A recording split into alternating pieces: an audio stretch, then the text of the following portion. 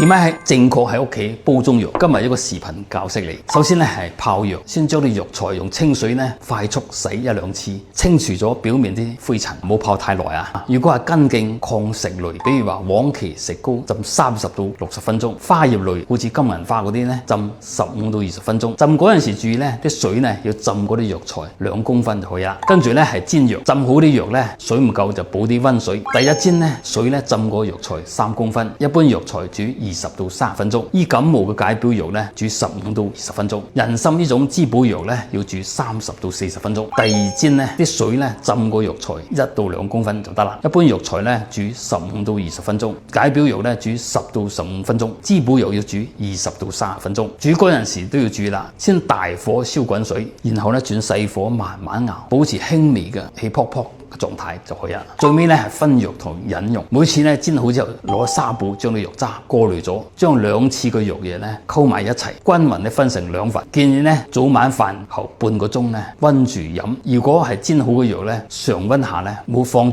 超過24小時，冷藏咧亦都冇超過3日。飲之前咧一定再煮滾下，避免變質影響健康。